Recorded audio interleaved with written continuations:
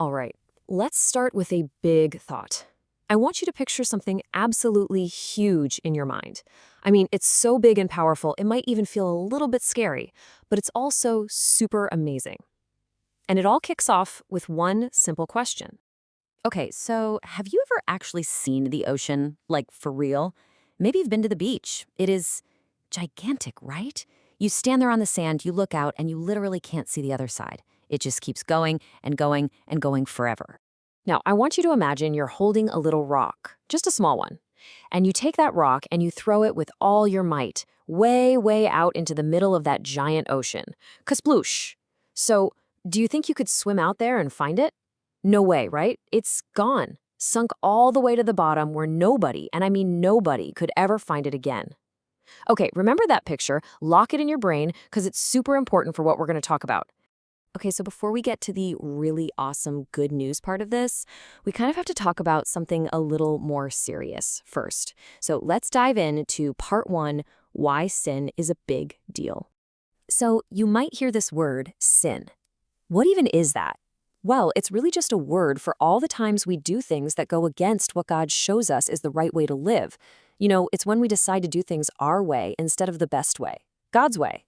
But what does sin actually look like in real life?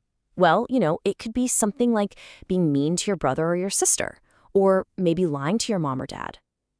Or saying something kind of hurtful to a friend when you're feeling mad. Or even just being selfish and not wanting to share. Let's be honest, we've all done stuff like this, haven't we? A lot of the time when we do this stuff, we might think, oops, my bad, or it's not a big deal. But is that really true? Think about it. When we lie, it kind of breaks the trust people have in us. And when we're mean, it really hurts people's feelings. It can make friendships feel all yucky and weird.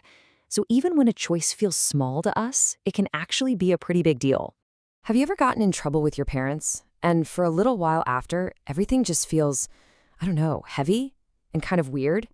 Like you're in the same room, but there's this weird feeling between you. Well, that's kind of what sin does. It makes things feel heavy, and it puts this weird distance between us and God.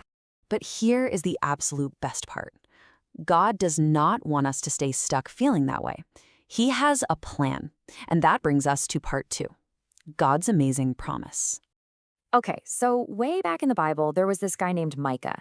And get this, his name had a super cool meaning. It literally meant, who is like God? How cool is that? And so he spent his life trying to figure that out. And what he discovered was incredible. So this is what Micah wrote. He asked, who is a God like you? You forgive us, and you don't stay angry forever. I mean, you can just feel how amazed he was by God. But believe it or not, it gets even better than that. The Bible says that God delights in showing us love. That word delight, it means it actually brings him joy to forgive you. It's not something he does with a grumpy face like, ugh, fine. No, he is happy to forgive. He's excited to welcome you back.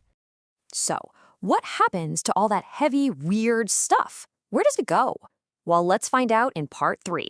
This is where it gets really good. It's called Gone Forever. Okay, so when we go to God and we are truly, honestly sorry for the wrong things we've done, he takes that sin, and just like that little rock we talked about at the very beginning, he takes it and he throws it. He throws it into the deepest part of the ocean, way down deep. So deep that it can never, ever, ever be found again. It's gone. For good. He doesn't keep a list of your mistakes. He doesn't bring it up the next time you talk to him. When God forgives something, it's completely and totally finished. And listen, this is the most amazing part of the whole thing. God doesn't do this because our mistakes were small and didn't matter. It's the exact opposite. He does this because sin is a really big deal. It's heavy. It's serious. But his love is so big and so powerful that it's stronger than any mistake we could ever make. That's why his forgiveness is so incredible. Okay, wow, that is some seriously good news. So, what do we do now? What does all this mean for you and me? Let's wrap it up in part 4. All right, so if you're going to remember anything from our chat today, let it be these 3 things. Number 1, know that sin is a serious thing. It's not just whatever. Number 2, remember that God's love is always, always, always bigger than any mess up. And number 3, this is the most important one. When you do mess up, and hey, we all do, don't run away from God, run to God. So we end up right back where Micah started. Who is a God like this? A God who takes our heaviest, biggest mistakes and throws them away forever. Not because our mistakes were tiny, but because his love is just that gigantic? The answer is nobody. There is no one else like him. His love is that big. And you know what? That is the best news in the entire world.